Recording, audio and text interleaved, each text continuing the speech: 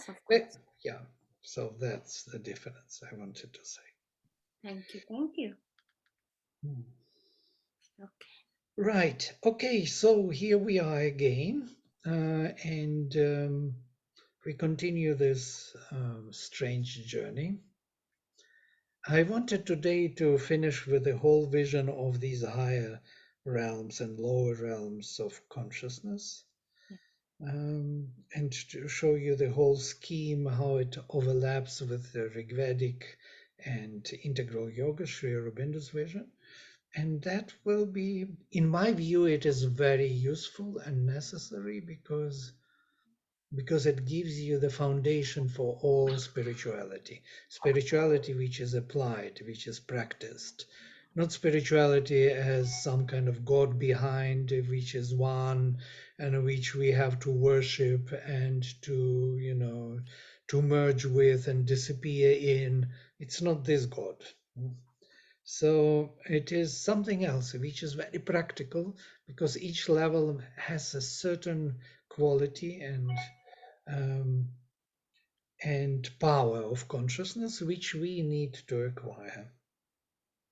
So I will project the where we stopped. I know that we are a little bit delayed with all this, but I want us to go through it thoroughly. So we kind of covered the whole vision from here, starting. So avyakta paratpara, that transcendental to the transcendental, aditi, the mother, then eternal manifestation, parameshvara, parameshvari. This is also very beautifully described in the Brahmanas and Upanishads, where he created himself as he and she embracing each other, this parameshvara, parameshvari, and then he separated them and they manifested the whole worlds. Yeah. So divine gnosis is actually the supermind. Yeah. And manifestation in the eternal time. So these will be the constituents of the supermind. Satya Loka, Chaitanya Loka, Tapo Loka, and Ananda Loka. This is Satchit Tapas Ananda of the Veda. And here we are coming from the divine gnosis. Down we have Avyakta, so it equals, that's Aditi, uh, Vijnaneshwara, Vijnaneshwari. It repeats itself in terms of the divine gnosis of Satyamritam Brihat. So the same projection of this transcendental is taking place within the manifestation in the eternal time, in the where time is being created on the supramental level. I will simplify at the end. And you have these Sadghana, Chidghana, and Anandaghana. Ghana is an interesting word, means the group, the the cluster of Sat, of Chit, and Tapas. You see, he put Chidghana, Tapoghana into one loka, and Anandaghana. So these would be already the clusters of forces within these lokas. Then there is the what he speaks of is in his scheme. It is his schemes for himself. The tri-seven supreme planes of the mother. We will have to look into them again. It's quite an interesting thing. Tri-seven. Then we have Vijnana Loka, that is which is Tro, a supermind proper, truth mind, truth life, and truth form in perpetual substance. These would become the foundations for those subliminal worlds as we know them. Subliminal mind, yeah, subliminal life and subliminal substance, or that subtle physical. Later, on the supramental level, they are there already, and on the manifested in time, in temporal manifestation, they will reflect, or kind of these would be projected into them. So if I kind of um, summarize the higher transcendental worlds, it would be Satchitananda unmanifest, Satchitananda in manifestation, that means the supreme planes of infinite consciousness. Sat, Chit, Tapas, and Ananda are implied. Chit implying Sat and Ananda. Ananda implying the Sat and Chit Tapas. So they are kind of indivisible in manifestation. This is manifestation of transcendental consciousness. Yeah? So there is Satchitananda which is not manifested, and there is Satchitananda which is kind of guna, saguna Brahman. And then all of these are manifested in the divine gnosis or supermind, self-determining infinite consciousness. It will be determining itself in all its varieties. From the point of view of our ascent upwards, this is the truth consciousness as distinguished from all below that belongs to the separative ignorance in which we live. Yeah? And then over mind or Maya, which is the beginning of this division, divisive, separative consciousness. So you notice over mind or Maya. Maya later is known as the force of illusion in many religions, such as Buddhism or Mayavada or Shankara or Advaita. But Maya in the Veda is the creative force shaping manifestation from root ma to form, to shape, yeah? Like mother, matri, mata, and maya are synonyms. Force which shapes, creates forms, separate forms. So it's not an illusion in the Veda. It is the creatrix. Now, when we come to the overmind, to this Maya force, and Sri Aurobindo explains it so beautifully here, and that is quotation from him, overmind takes all truth that comes down to it from the supermind, but sets up each truth as a separate force and idea capable of conflicting with the others, as well as cooperating with them. This is the key. So if in the supermind there is no such capacity of conflicting or cooperating, this all is seen as one and interactive in this sense. Sri Aurobindo describes the supermind, he gives this vision of the drop of honey from the, what do you call them? So each drop of honey tastes all the drops of honey, and all the drops of honey are tasting each drop of honey. That is the supermind. So if you can imagine, our mind cannot really hold onto this higher truth, that all the elements are partaking in the joy of each element, in each element partaking in all the elements. So then in the overmind, it is not so. That takes the truth, sets up each truth of that which is partaking of each truth as itself as a separate force and idea, capable of conflicting with others. Yeah? There is no conflict was possible there in the supermind, but it is possible in the overmind, or cooperating with them against somebody else. So there is a gap. This gap in time and space appears on the overmental level. And we discussed this, that the darkness, when the darkness piercing the supermind, it creates the gap. So this is what in the Veda is called the realm of the ray of the sun, because the sun is not sustaining its body anymore. It kind of spreads itself into the rays. So the rays is actually the body of the sun pierced by the darkness. Yeah? So it is continuation of his body, of the supermind, but already pierced and separated by the darkness, by the night. So each of a mental being has its own world, Each force has its own play and throws itself out to realize its own fulfillment in the cosmic play. This is the beginning of Bahusyam, may I be many.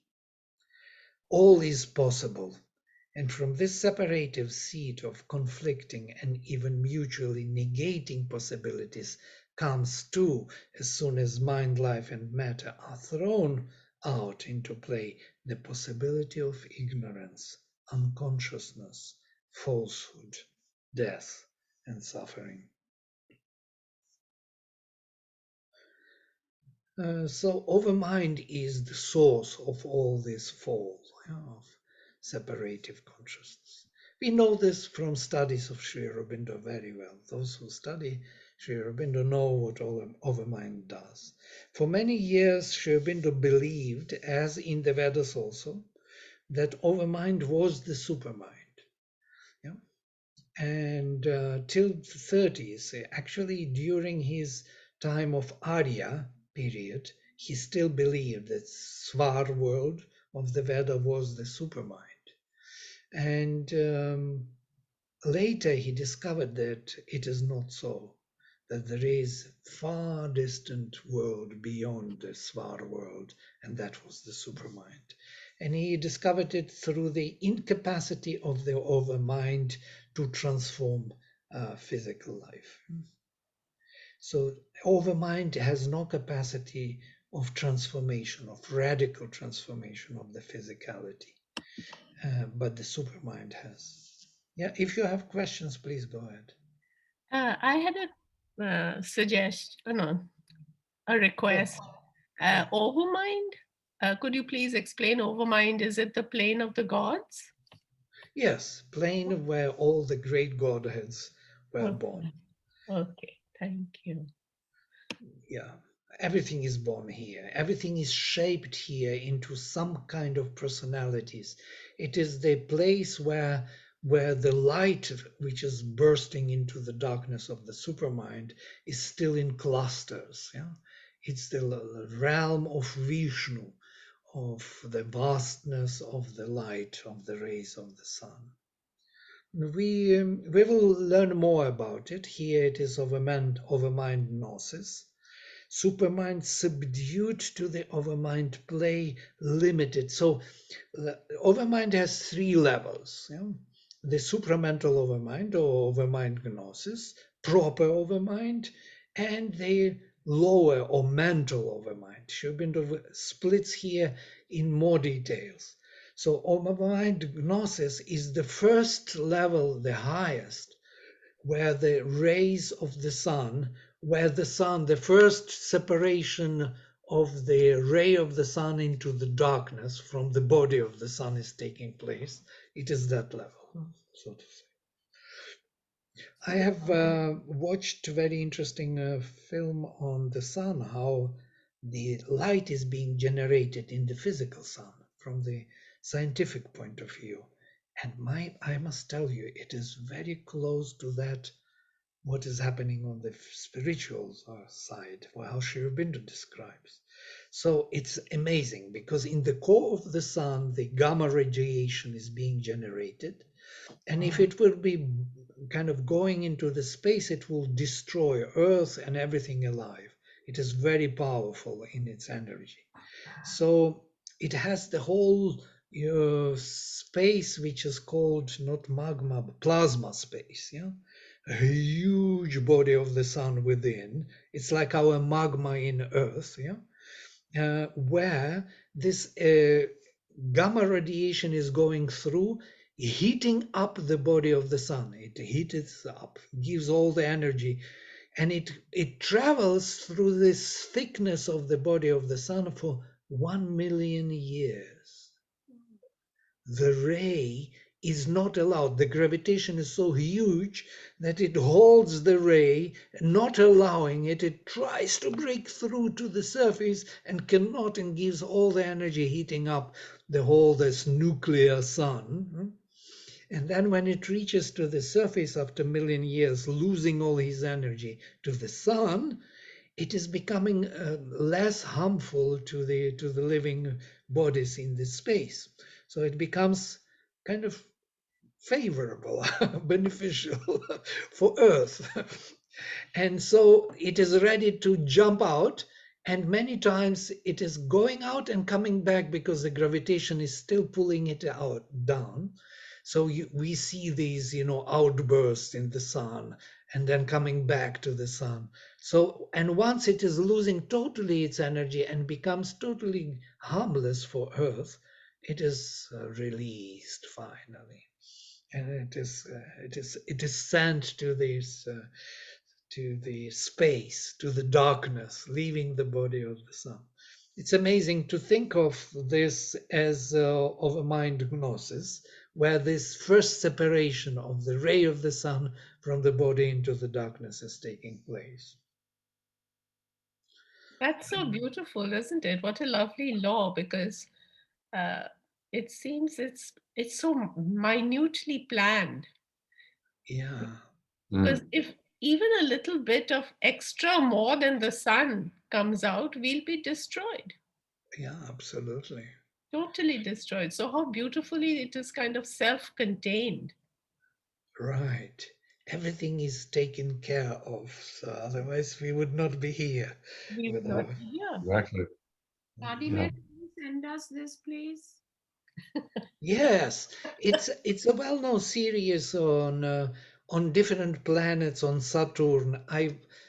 Saturn is another marvelous creation because Saturn is considered to be Chaya, the shadow of the sun, yeah, the son of the sun.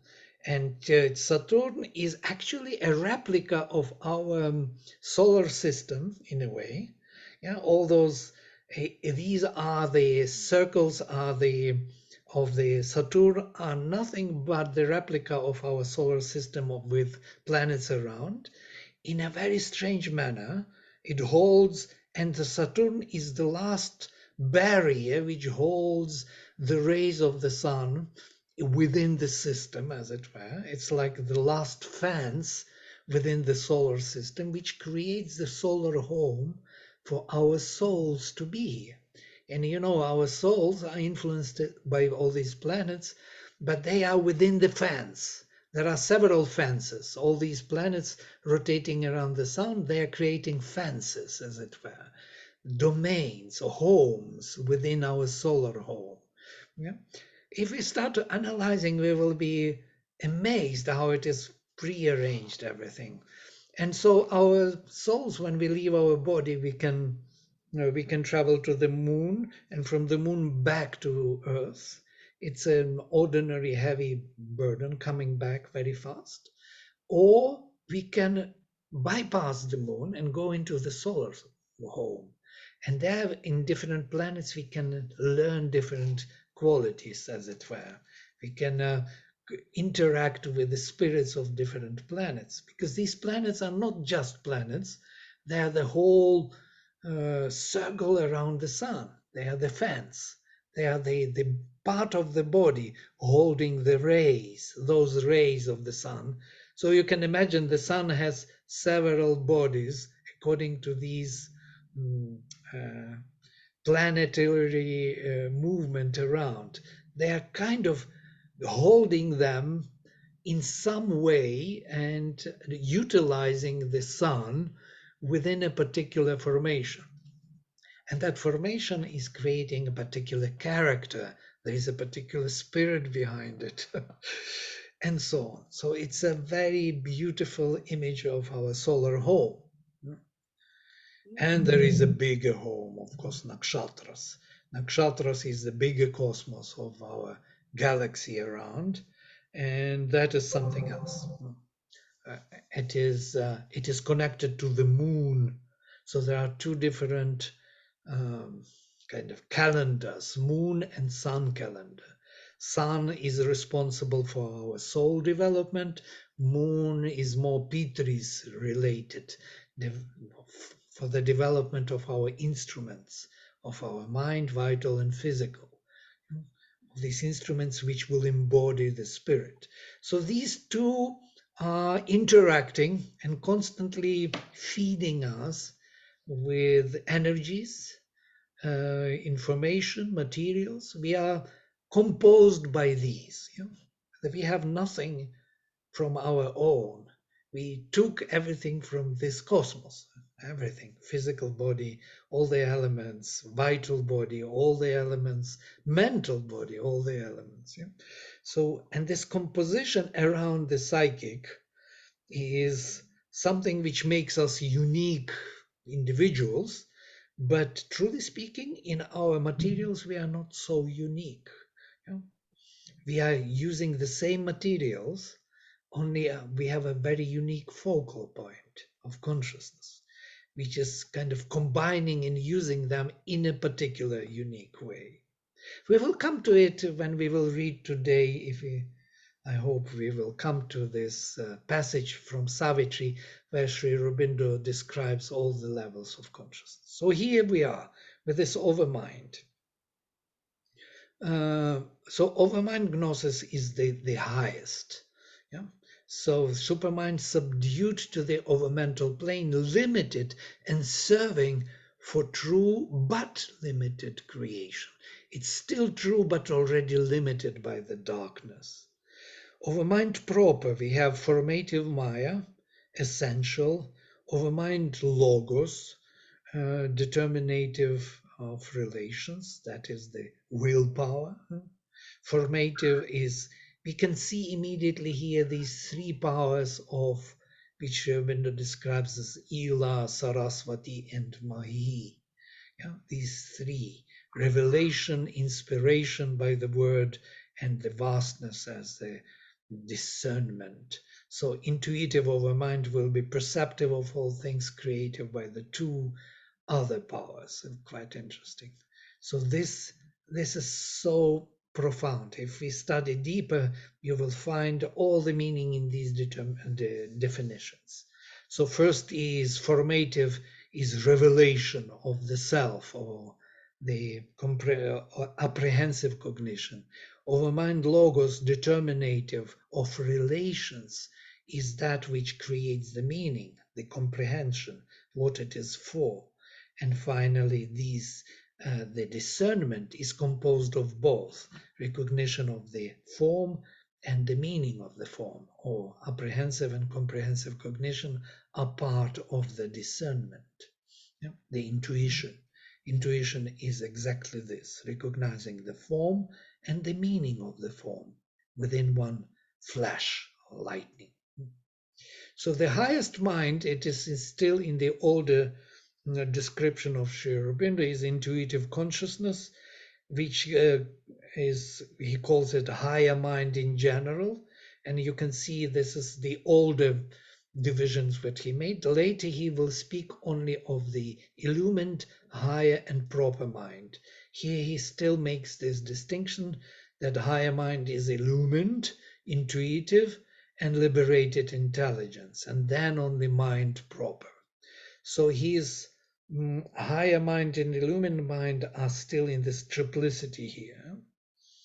It is his first kind of determination. I'm sure it has its place in the experience which he has. So it can be described in that way also, because this intuition is central for the discernment. Yeah? So, and then mind proper, thinking reason. Oops, sorry. We will come to that vision also of the divine plan.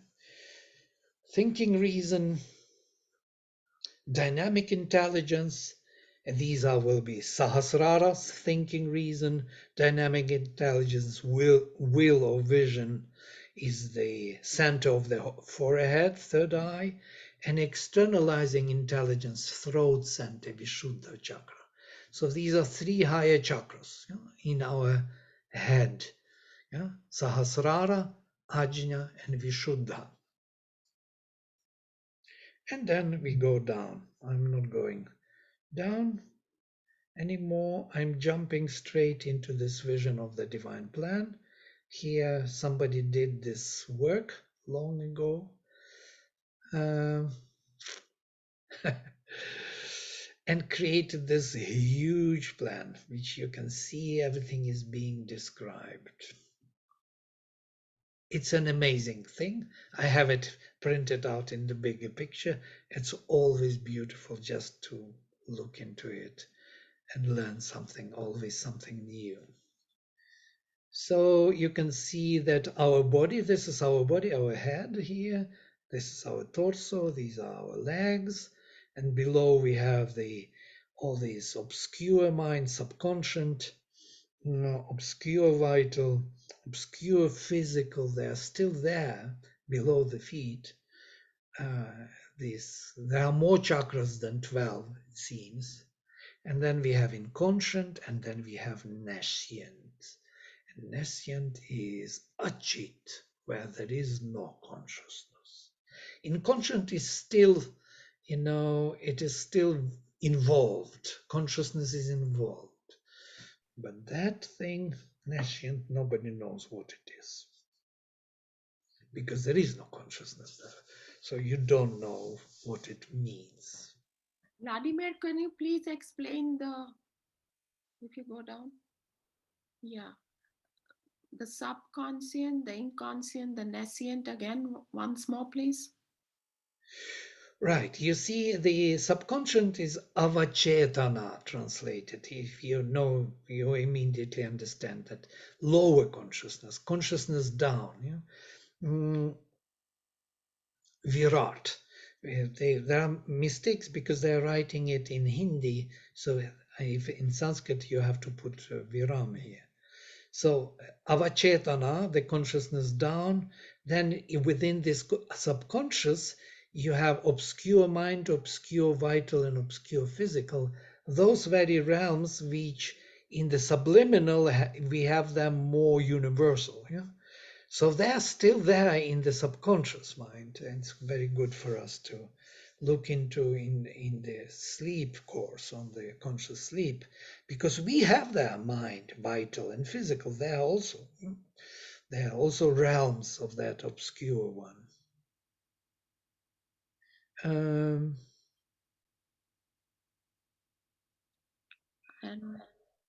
then we come to the inconscient, virat achetana, where the consciousness is not active because it is involved. This term Sri Aurobindo coined, inconscient. So consciousness is within. It's like the black hole, you don't see, you see only darkness and great gravitation, but within there is a strong light. So when you are drawn to the black hole, you see only darkness, and then light. Yeah, because light is involved. The gravitation is so strong that the light is not allowed to shine through. Yeah? So it is kept within. So that creates the black hole. Black hole is the full of light power. It's kind of strange. Yeah? It's not darkness which is pulling us. It is the light within which is pulling us. So this is inconscient, where consciousness is not manifested. But then there is proper darkness, as it is, where there is no consciousness. There's something like infinite night, or that greater night of the Veda, which he says where the soul is mentioned as forgotten or crossed from the list of the existing ones. Is this the mind of night that he begins Savitri with? I'm not sure. I think it is closer to this, inconscient or even subconscient, because it happened many times. It's not from the beginning of creation. Mother explains this in the notes. So it is that kind of a heavy burden which we inherited from the past. We tried many times to find the perfect manifestation and couldn't succeed. And something in us does not believe that it may succeed. This is the mind of light, of night. Yes, The that is the mind of, doubt that comes yeah, in. Yeah, mother says because of that's the first failures from impurity. the past. Mm, Yes. okay, got And it. that's why actually we want to fall asleep. By the way, this is the reason why we sleep. We want to fall back into the unconscious. We want to disappear in nescience, in a way. We Hmm. something in us really we inherited that darkness, and it pulls us down. And there is a pleasure in disappearance, some kind of delight in non-being. And maybe that's why we don't want to do the conscious sleep so easily. Because we want to rest. Please don't make us work even there. So, Vladimir, would it be possible to get a copy of this yes, I will print? send you immediately, definitely. Yeah. Thank you very much.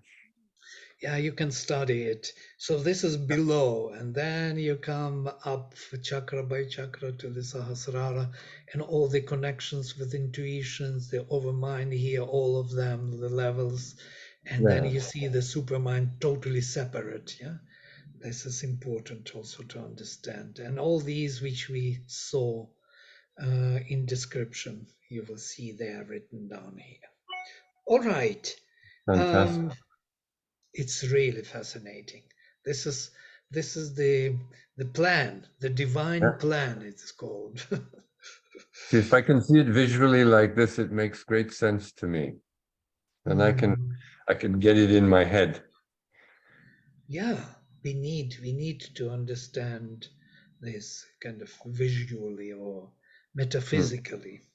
Hmm. Vladimir, we'll have to have another class just to understand this bottom up. Oh yeah, Please. and not once, believe me.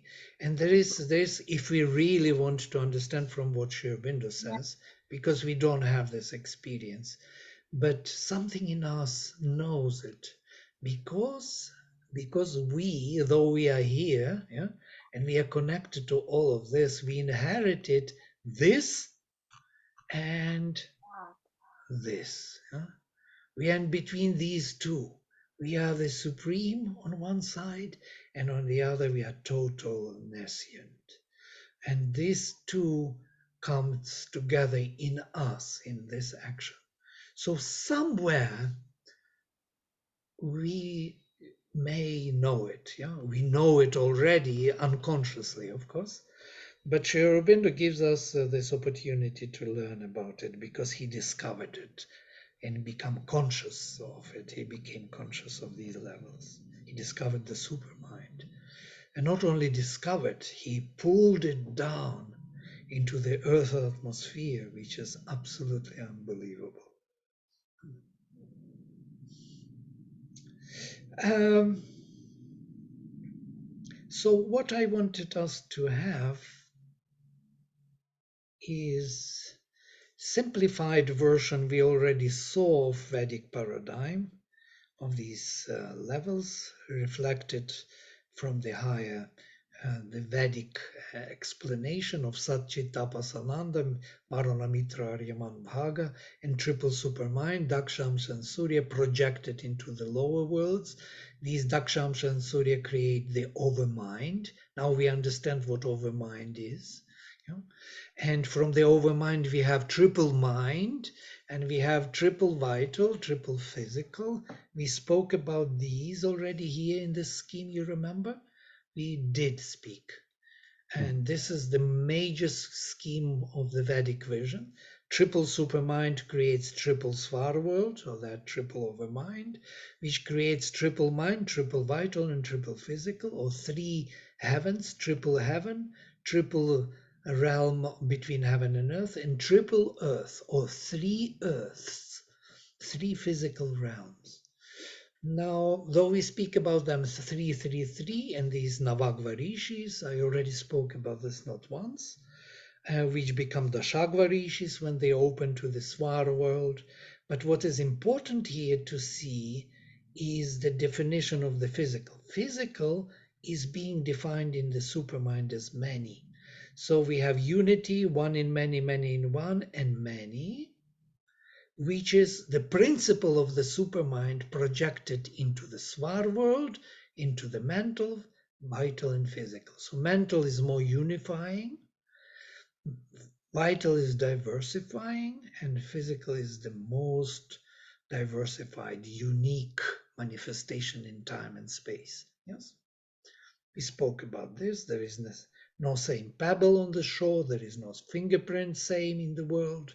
There is no leaf in the forest, the same leaf. They are all different. Everything in this physical world is uniquely different. And this is something difficult to believe even, yeah? But there is a vital which is diversifying, because the life of the stone and life of the leaf is more already not very different, yeah? There is a unifying element and diversifying element in the life. And in the mental as a concept, leaves are the same. They have the same concept of life, yeah?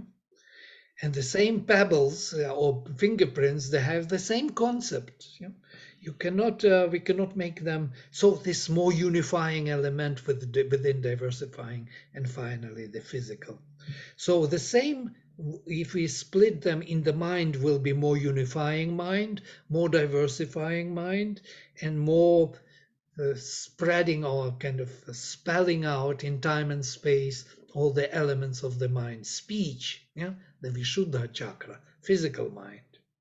Or we have the same with vital, mental vital, which is more unifying, emotions, like concepts of feelings and emotions. Feelings as impulses, vital, which are already kind of um, directed towards diverse and specific in time and space. And finally, the sensations, which are unique because the body, it requires the physical body, the physical vital. And the same with physical. There is this cells of the mind of cells, as Mother describes, and that is the mental physical, basically. The concept of the cell, yeah?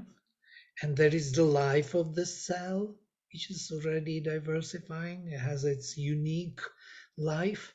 And finally, each cell and nuclear is unique, different from any other cell. Mm. And it was in this area that, excuse me, that a lot of her transformation, physical transformation work was done, because she was working in the cells of the body and utilizing the mind of the cells. Yeah. So when you read the book written by Mother, it's called The Mind of the Cells. That is Sutprem, yes. Yes, Satprem, yes. That is where she describes how healing takes place, how the cells communicate with each other, what was happening in her own body. So I found that very helpful to understand, this physical, vital physical, and mental physical. Right, absolutely. And this helps without the supermind concept or vision or knowledge, these become useless and unimportant, because we have no access to them, because only in the light of the supermind these make sense, because these are the supramental creation. Yes, this is a very important uniqueness of each of the elements which appeared in manifestation, is the uniqueness of the Supreme, because Supreme is always unique. Yeah? And so everything has a right to be as Him, yeah? Uniquely manifested. This is an amazing vision. That uniqueness we have to keep in mind, yeah? Because that is the reason and the aim of creation. Yeah? He wants to be many, really, not just on paper somewhere in the mind. Even at the cellular level, and in Yeah, each atom level. yes, and in each person and in everything that has been created, each cell is different. Absolutely. I mean, the cells of my body are different from the cells of somebody else's body. Even neighboring cells from Yes, the same organ are from each totally other. different. And well, not totally, because the concept is the same, maybe the action is the same, but their positioning in time and space is different. Yeah. So two twins who are born from the mother, they are different in character, and though they are born one after the other, yeah, but that element of occupying space, not the the same substance cannot occupy the same space, you know. So you cannot really occupy the same space and time by the same substance. So each substance is different because of time and space. That's so amazing. Yeah. Mm. This infinity of varieties, infinite varieties, and that is the infinity of the divine being, which is really infinite, and that infinity is now embodied in the physical form. So what I wanted us to see how these levels, one by one, when we move from the physical mind to the vital mind to the higher mind, this is the higher mind, yeah. If you look at the supramental overmind, intuition, mental overmind, these are the svar worlds, and these are three heavens of our mind: illumined mind, higher mind, and mind proper, physical mind, or three chakras, yes, which we know. So this I wanted to take one passage from Savitri, which will explain us in the experiential form these levels from the mind to the supermind. Would you like to read? There are kind of 2 pages, but I prepared it for you. I have the whole article written on this. I will send you the article also if you're interested. Yes, please. Thank you. Let me find it somewhere here. It was, yeah, planes of. I'm reading straight from the article. There is a wonderful description in Savitri of all the levels, starting from the higher mind and ending with the supermind. I made the sections. I separated them. Sri Aurobindo does not separate them. Yes, it is just one text. But I distinguish them from what he writes about these levels. If you have dared the last supreme ascent and break through borders of a blinding light above and feel a breath around of mighty air, receive a vaster being's messages and bathe in its immense intuitive ray. Few have dared.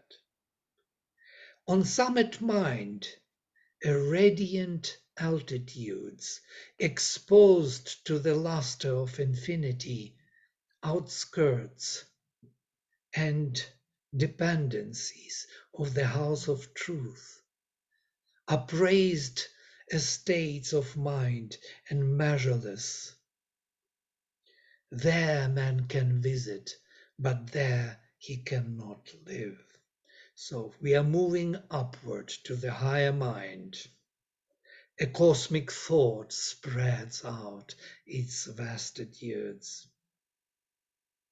Its smallest parts are here philosophies, challenging with their detailed immensity, each figuring an omniscient scheme of things. He speaks about the higher mind. This is mind of prophets, philosophies, visions where all the smallest elements find their deeper significance, deeper meaning, which we try to figure out every time when we read the Rig Veda. I think with Rig Veda, we immediately operate by the higher mind. Yeah? We look at every event as a symbol of some higher event. This is the power of the higher mind. Then we moved higher to the illumined mind. But higher still can climb the ascending light. There are vasts of vision and eternal suns, oceans of an immortal luminousness, flame hills assaulting heaven with their peaks. This is the top. This is the Sahasrara chakra, as it were. There dwelling all becomes a blaze of sight. A burning head of vision leads the mind. Thought trails behind it, its long comet tail. The heart glows and illuminate, and a seer and sense is kindled into identity. This is the illumined mind, according to my understanding. Then we move to the illumined mind, intuitive mind. Intuitive mind is total jump away to the Dashagvarishis, to the overmental. This is the lowest overmental plane. Yeah? And it is always a lightning, lightning of Indra, which is breaking through. The luminous finger fell and showed to our highest mind that nothing can be known. It's packed. There is a secret knowledge within the knowledge.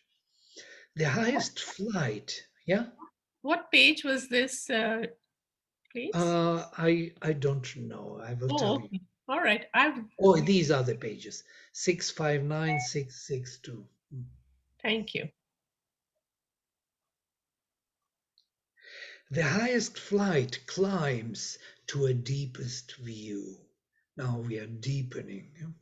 In a wide opening of its native sky, intuitions, he's speaking about intuition, intuition's lightnings range in a bright pack, hunting all hidden truths out of their lairs. Its fiery edge of seeing absolute cleaves into locked unknown retreats of self. This is so beautiful. Ramages the sky recesses of the brain, lights up the occult chambers of the heart. Its spear-pointed ictus of discovery pressed on the cover of name, the screen of form, strips bare the secret soul of all that is. Thought there as revelation's sun-bright eyes, the word, a mighty and inspiring voice, enters truth's inmost cabin of privacy and tears away the veil from God and life. This is intuition works like this. It shows the truth which was hidden, packed in the form, in the screen of form, and covered by the name. We didn't really yet know about it. We thought we knew in our illumined mind, but now we see that our knowledge was approximate of name and form. Now we move from intuitive mind to overmind. The then stretches, the boundless finite's last expanse. The cosmic empire of the overmind. Sri Aurobindo gives immediately the indications of this is overmind. Time's buffer state bordering eternity. Too vast for the experience of man's soul. All here gathers beneath our golden sky. The powers that build the cosmos station take in its house of infinite possibility. Each god from there builds his own nature's world. This is the place where the gods, the greatest gods, are born. Each god from there builds his own nature's world. Ideas are phalanxed, like a group of suns, clustered like the group of suns. each marshalling his company of rays, thought crowds in masses seized by one regard. These are the clusters of the light. All time is one body, space a single look. All time is one body, space is a single look. There is the Godhead's universal gaze, and there the boundaries of immortal mind. The line that parts and joins the hemispheres closes in on the labor of the gods, capital G, fencing eternity from the toil of time. This is something very high. We speak of the of a mind as if belittling a little bit because there is supermind beyond. But truly speaking, it's unreachable for us, and we should not look at it with this kind of, judging look as if it is intermediary space of Maya. It is that space which Sri Aurobindo considered to be supermind for many years. And Vedas also consider it to be the highest. Yes, it's the realm of the gods. And he describes it so beautifully. You can almost see the gods and the plains, and the Right. radiant sun there. The description is so vivid of these plains. Right. It's different. The consciousness is different there from other parts of Savitri, where he's describing Savitri's, when she's driving through the forest looking for Satyavan, the quest. That kind of language is different to this language where he's describing the higher ranges of consciousness. It's just. Right. It is really vivid. Yes, Vivid. very good. And actually, each line and each section is explaining something fundamental of the plane. If we start analyzing it, really, we don't analyze, we just read through.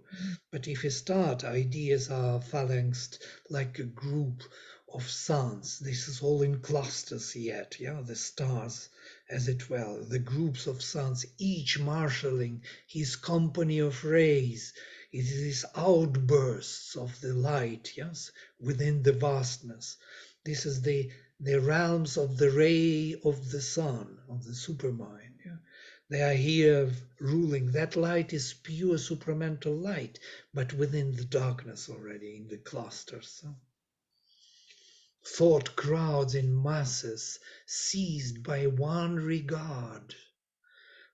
Thought crowds in masses, seized by one regard. This is something our mind cannot do. All time is one body, space a single look. This is something, this on that level. And now we are coming to the higher level. Can there be a higher? Yeah, there can be. Supermind. In her glorious kingdom of eternal light, all ruler, ruled by none, the truth supreme, omnipotent, omniscient, and alone.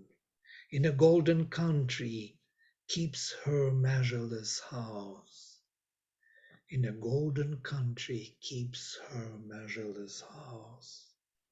In its corridor she hears the thread that comes out of the unmanifest, never to return. This is the projection of the transcendental into the supermind.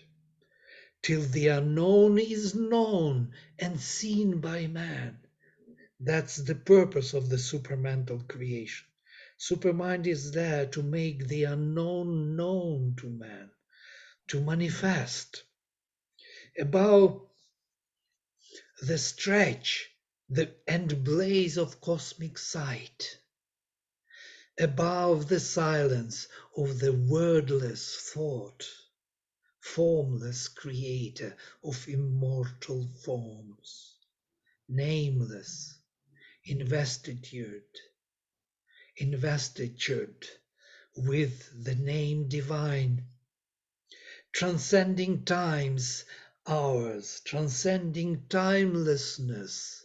The mighty mother sits in lucent calm and holds the eternal child upon her knees, attending the day when he shall speak to fate. This is our soul is there being formed, and mother takes care of the child till the time is right and he, the child, can speak to fate. There is the image of our future's hope. There is the sun for which all darkness waits. There is the imperishable harmony. There world's contradictions climb to her and are one. All the contradictions come to her and are one in her. There is the truth of which the world's truths are shreds. The light of which the world's ignorance is the shade, till truth draws back the shade that it has cast. The love our hearts call down to heal all strife, the bliss for which the world's derelict sorrows yearn. Thence comes the glory sometimes seen on earth, the visits of Godhead to the human soul. Only through the human soul, through the psychic, this can be revealed in some form or another. The beauty and the dream on nature's face. There the perfection born from eternity calls to it, the perfection born in time. There the perfection born from eternity calls to it, the perfection born in time. The truth of God surprising human life, the image of God overtaking finite shapes.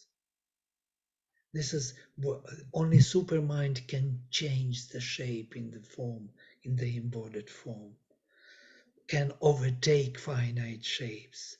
There is a world of everlasting light in the realms of the immortal supermind, truth who hides here her head in mystery, her riddle deemed by reason impossible in the stark structure of material form, unenigmated lives, I don't know how to pronounce it, unmasked her face, and there is nature and the common law of things. There is a body made of spirit stuff. There is a body made there in a body made of spirit stuff, the hearthstone of the ever-living fire. Action translates the movements of the soul. Thought steps infallible and absolute, and life is a continual worship's rite, a sacrifice of rapture to the One. A cosmic vision, a spiritual sense, feels all the infinite lodged in finite form, and seen through a quivering ecstasy of light, discovers the bright faces of the bodiless in the truth of a moment, in the moment's soul, can sip the honey wine of eternity. A spirit who is no one and innumerable, the one mystic infinite person of his world multiplies his myriad personality. On all his bodies seals his divinity's stamp, and sits in each, immortal and unique. Mm.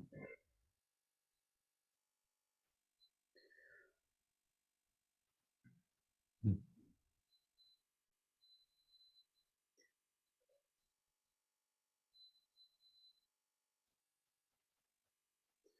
Yes, well, it's a good point to stop. So you see what heights we have to achieve. And on the supramental heights, there is no more heights only. There is also embrace of all the manifestation. All is taken into it. You see, all the physical forms. They are not rejected. They are not, it's not something beyond. It is embracing all, taking all in. Everything is his manifestation, the supermind. It's very different from overmind. In overmind, we are still moving somewhere away, and then boom, suddenly everything is being included. So this is the vision of the Veda, and of course Sri Aurobindo gives it total kind of fulfillment in every way. So we stop here for today and continue next time. All right. I will send you the files. Thank you. Thank you. And for your perusal. All right. Goodness. Namaste. I have lost it. Thank you. Mm.